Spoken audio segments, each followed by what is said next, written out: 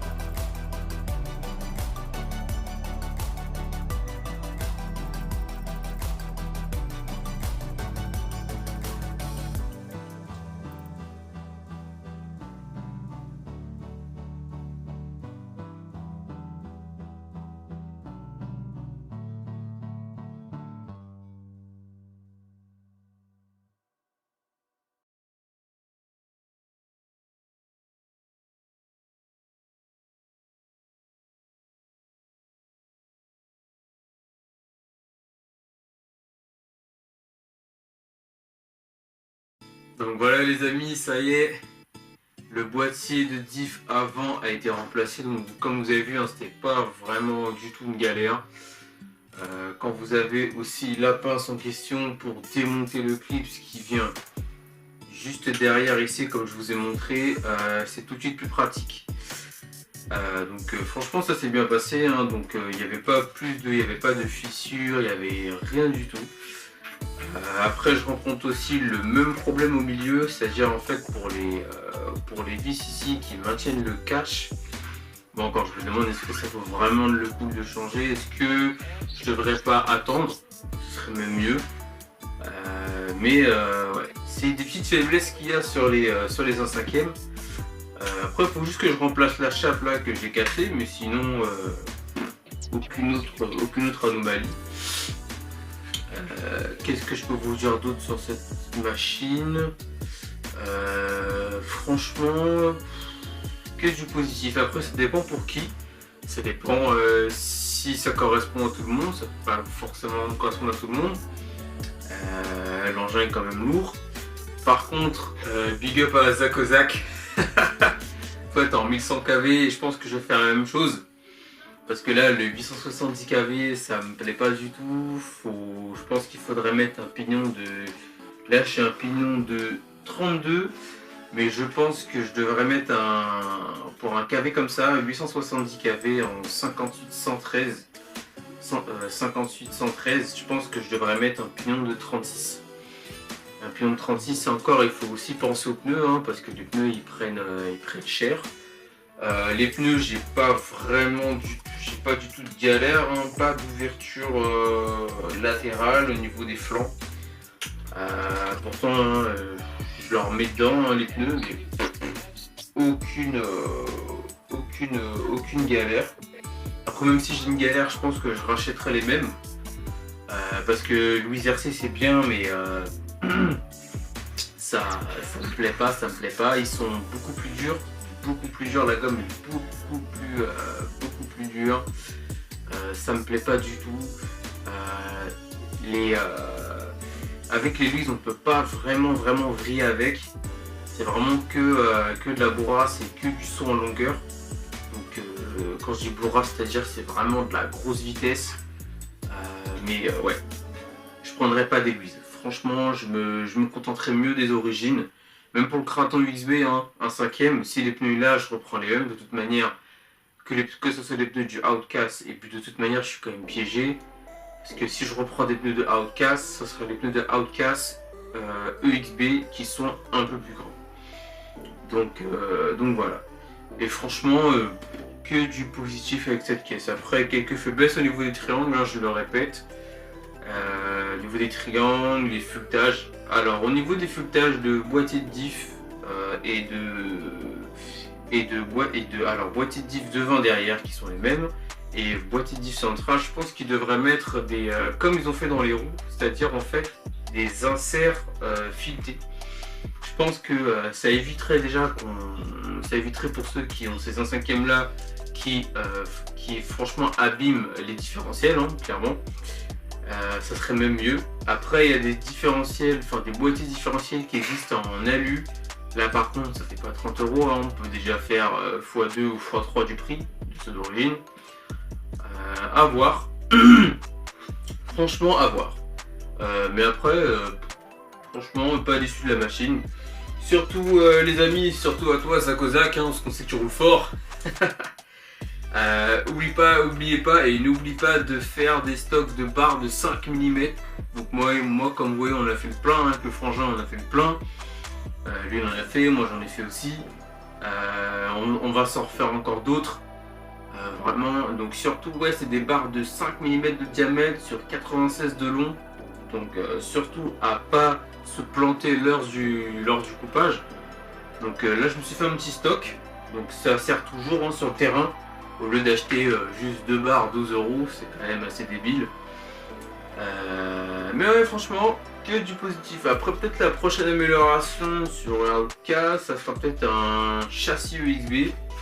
Mais on va déjà attendre que le châssis d'origine il sert déjà pour faire ça. Mais ouais, franchement, que du positif. Alors, il ou le chapeau?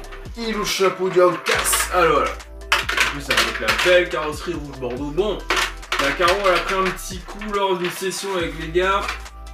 Je pense que vous allez voir la vidéo. La vidéo va tomber, hein, je pense. Ouais, la vidéo va pas tarder à tomber, je pense. Donc regardez, là, un petit enfoncement, mais pas grand chose.